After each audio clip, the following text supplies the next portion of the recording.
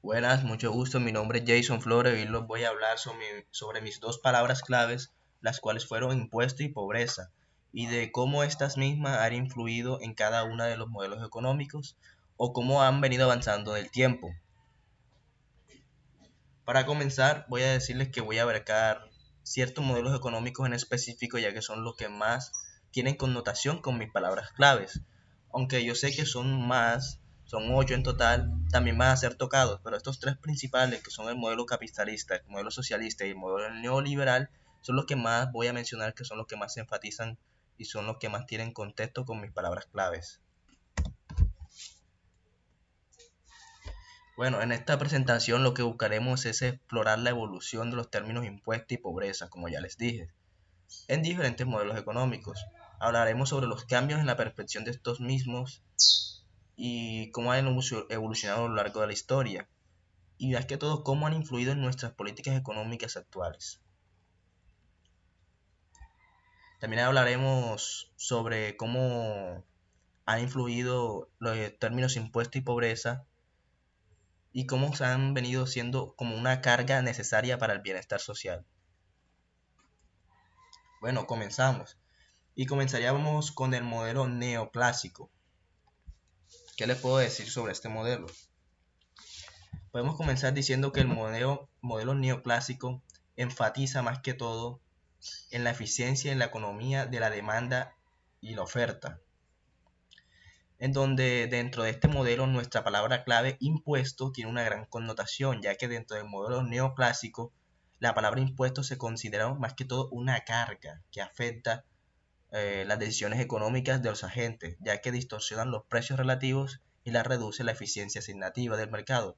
Por lo tanto, el objetivo de este modelo es minimizar la interferencia del impuesto en las decisiones económicas individuales y maximizar la eficiencia económica.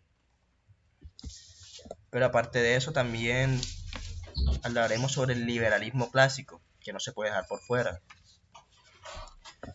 en donde nos dice que el liberalismo clásico ganó influencia en este modelo, ya que se basaba en la idea de libre competencia y la no intervención del gobierno en la economía. En este contexto, en el liberalismo clásico, mi palabra clave, los impuestos, se veían más que todo con escepticismo y se buscaba minimizar su alcance, o sea, buscaban que no llegara a expandirse, ya que se debía su gran impacto en la economía, en la actividad económica. En cuanto a la palabra pobreza, en el liberalismo clásico se consideraba que el mercado libre y la propiedad privada fomentarían el crecimiento económico y eventualmente elevarían el nivel de vida de todos. Entonces, estas son las connotaciones que tiene la palabra pobreza e impuesto de lo que es el modelo neoclásico y el liberalismo clásico. Continuamos. Y ahora venimos con el modelo capitalista. Vamos a hablar sobre el modelo capitalista, cómo los términos impuesto y pobreza se veían más que todo como una carga innecesaria y cómo la pobreza se percibiría como una responsabilidad individual. Bueno, el modelo capitalista, eh, en el modelo capitalista nuestra palabra clave, el impuesto, se utilizaba más que todo como una herramienta, se buscaba como un tipo de ayuda para financiar las actividades del gobierno y proporcionar bienes y servicios públicos. El enfoque del modelo capitalista suele ser la eficiencia económica y el estímulo del crecimiento. La connotación de nuestra palabra clave impuesto dentro del modelo capitalista se diseñaba más que todo de acuerdo con los principios como la equidad, la capacidad de pago y la minimización de las distorsiones económicas. En términos de pobreza, la palabra pobreza, la connotación que tiene nuestra palabra en el modelo capitalista, se reconoce que puede existir, o sea, la palabra pobreza dentro del modelo capitalista se reconoce demasiado, ya que ellos dicen que puede existir obviamente desigualdad económica y social. Sin embargo, en el modelo capitalista se cree que el crecimiento económico y el fomento de la actividad empresarial pueden generar empleo y oportunidades para reducir esta misma, la pobreza. En este modelo, la responsabilidad de abordar la pobreza recae en gran medida en los mecanismos de mercado, y en la iniciativa de caridad, aunque también pueden existir programas de asistencia social y redes de seguridad para aquellos en situación de pobreza extrema. Seguimos. Ahora voy a hablarles de lo que es el modelo socialista. Hablaremos de cómo el modelo socialista cambió la percepción en los términos impuesto y pobreza, y de cómo se veía como era una forma de redistribuir las riquezas y cómo la pobreza se percibiría como una responsabilidad colectiva, ojo, colectiva, ya no como la anterior, que era una responsabilidad individual, en donde nos dice que el modelo socialista, el concepto de impuesto, de nuestra palabra clave, puede ser diferente, o sea, incluso inexistente, ya que en este modelo socialista la palabra impuesto se basa en la propiedad y en el control estatal. O sea, no, ya que en este modelo se basa en la propiedad y en el control estatal de los medios de producción. En lugar de impuestos, los ingresos pueden obtenerse a través de planificación central y la redistribución de los recursos. La idea principal en este modelo socialista es eliminar las desigualdades económicas y sociales, incluida la pobreza, que es otra de nuestras palabras clave, mediante la redistribución de recursos y promoción de igualdad.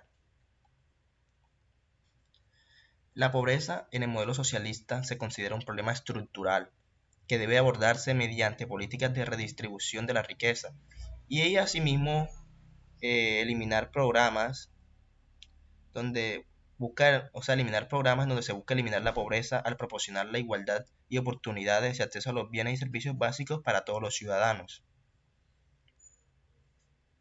O sea, esa es la teoría, eso es lo que en sí busca el modelo socialista. Busca eliminar y erradicar la pobreza en la teoría. No podemos también dejar hablar del modelo neoliberalista, del modelo del neoliberalismo, en donde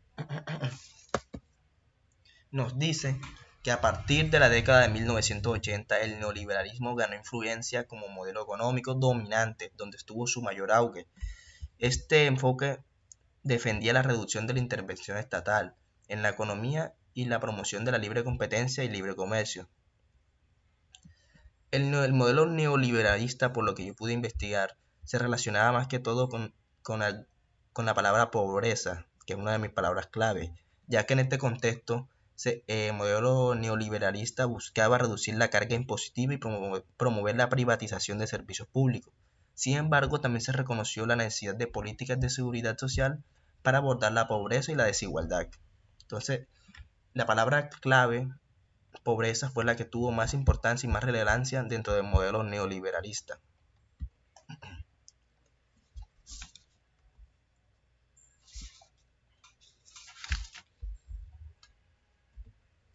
Bueno, antes de terminar, cabe recalcar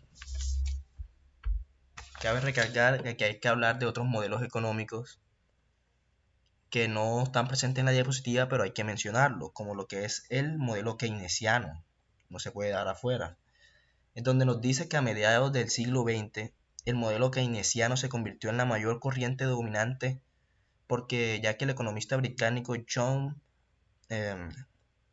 Maynard Keynes abogaba por una mayor intervención del gobierno para estimular la demanda agregada y asimismo combatir la pobreza, que es una de nuestras palabras clave, la pobreza y el desempleo. ¿Cómo veía la palabra clave impuesto Keynes? Pues la palabra Keynes él la veía más que todo como una herramienta, como un método de ayuda para redistribuir la riqueza y asimismo financiar políticas públicas orientadas en aumentar la demanda y el bienestar social. Ese era el pensamiento de Keynes sobre nuestra palabra clave impuesto y también él asimismo buscaba combatir la pobreza.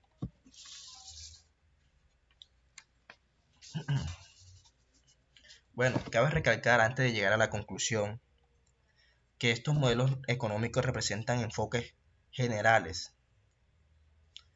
en donde los impuestos y las políticas de combate a la pobreza varían según cada modelo. Además, existen otros modelos económicos y enfoques que también han influido en la evolución de estos términos que son pobreza e impuestos, pero los mencionados por mí anteriormente son algunos de los más destacados en la historia de la economía.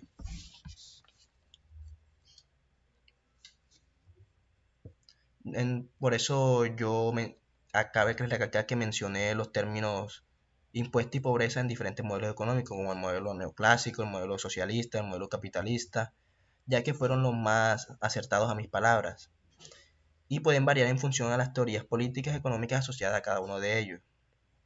Bueno, en conclusión se puede decir que con esta presentación se logró imponer una reflexión de cómo hemos aprendido y cómo hemos visto sobre la percepción de los términos impuesto y pobreza, cómo han cambiado y cómo han influido en cada modelo económico a lo largo de la historia. Y más que todo, cómo esto ha influido en nuestras propias políticas económicas actuales. Muchas gracias.